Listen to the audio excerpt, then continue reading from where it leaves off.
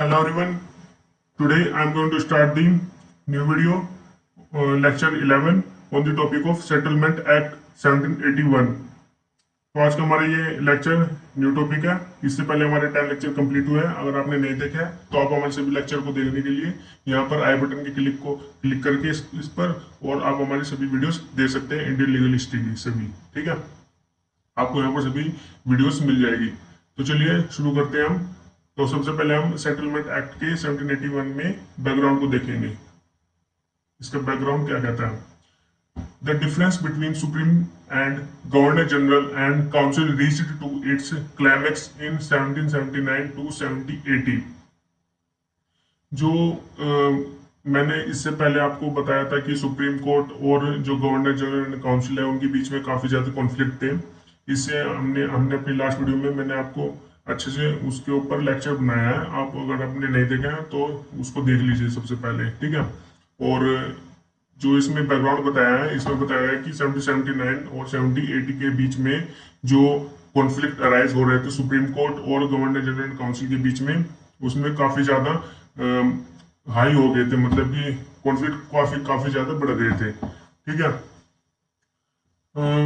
Governor General and Council submitted its petition against the Supreme Court to the British Parliament subsequent to the decision in Patna case and Koshijura case.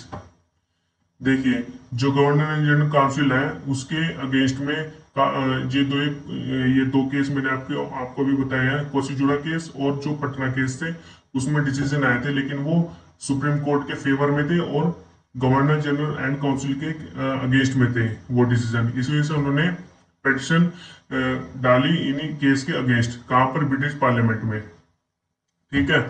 और ये जो मैं आपको बता रहा हूँ ये दो केस कौन कौन से, पटना केस और जो कोशिजुड़ा केस है, इसको हम आगे की वीडियो में इनके ऊपर मैं वीडियो बना दूंगा। उन वीडियो को आप देखना जरूर, ठीक है, सीरीज वाइज। इन दोनों लेक्चर पर 3 केस होंगे, तीनों पर मैं सीरीज वाइज इसके ऊपर लेक्चर बना दूंगा। The officer of the company and zamindars also protested against the jurisdiction of supreme court to the British parliament.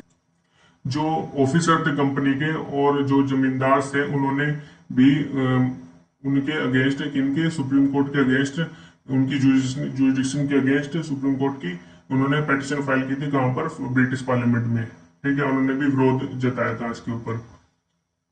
Next point है हमारा, consequently British parliament appointed a parliamentary committee.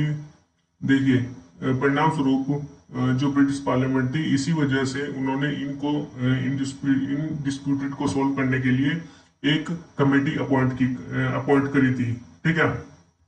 उस कमेटी का नाम था which was known as Touchet committee था इसका नाम, ठीक है। To inquire into the affairs and report to it. और जो इसके अंदर जो टचेट कमेटी थी, इन्होंने रिपोर्ट फाइल करी थी इसी के लिए, ठीक है, जो भी ये जो डिस्प्यूट राइज हो रहे थे,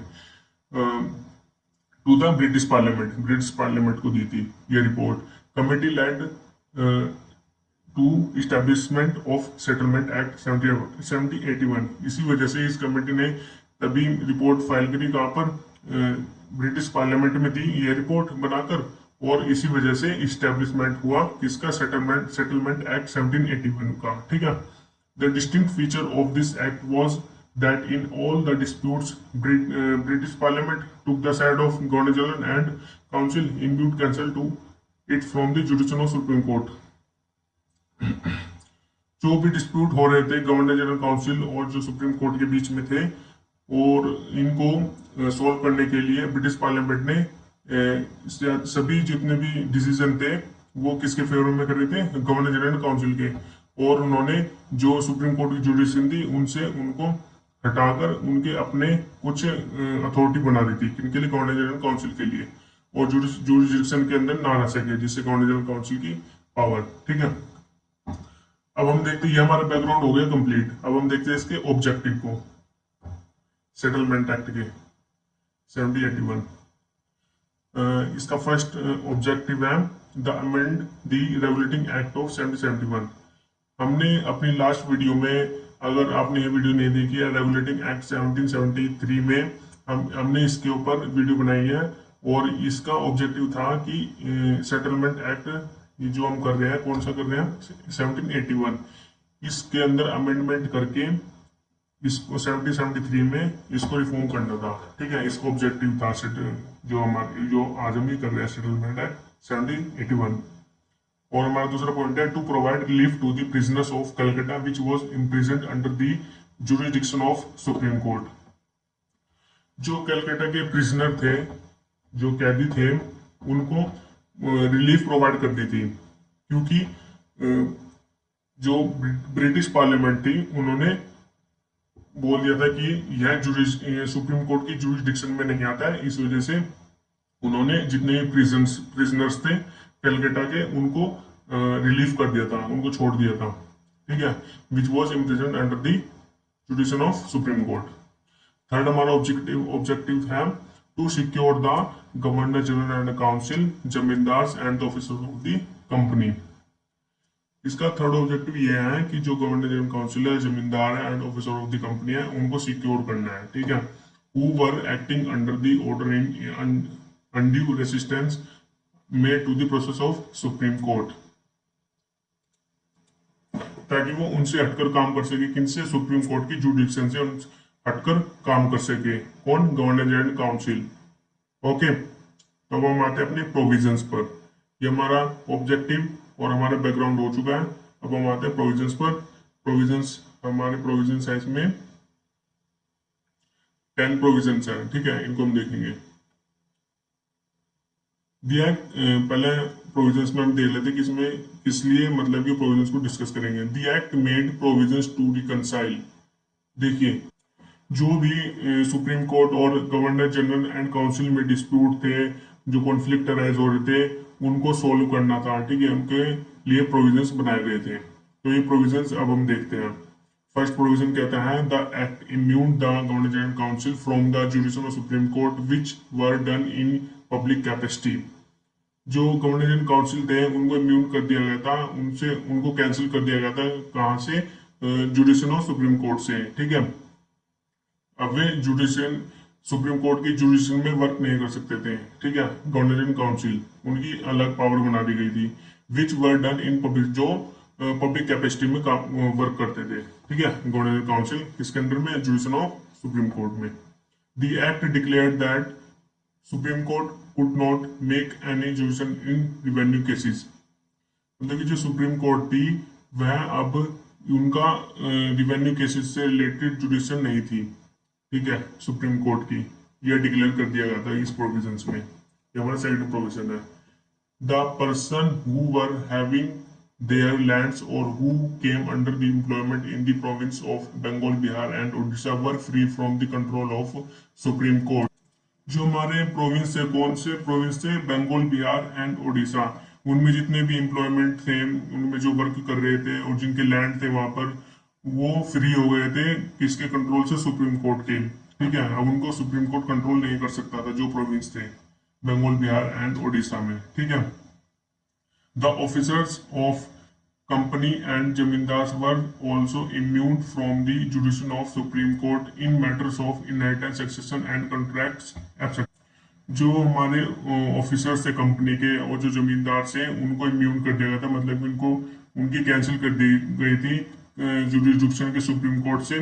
मतलब कि जो मैटर थे इनहेरिटेंस, सक्सेशन एंड कॉन्ट्रैक्ट के जितने भी केसेस थे, उनसे उनको इम्यून कर दिया गया था। मतलब कि अब वो इनके सुप्रीम कोर्ट के जुडिशन में नहीं आते थे in the matters of inheritance, succession and contract से रिलेटेड। ठीक है, अब हम आता है fifth provision. This act of settlement for the first time made the provincial council independent in the decisions of civil and criminal cases from the jurisdiction of supreme court.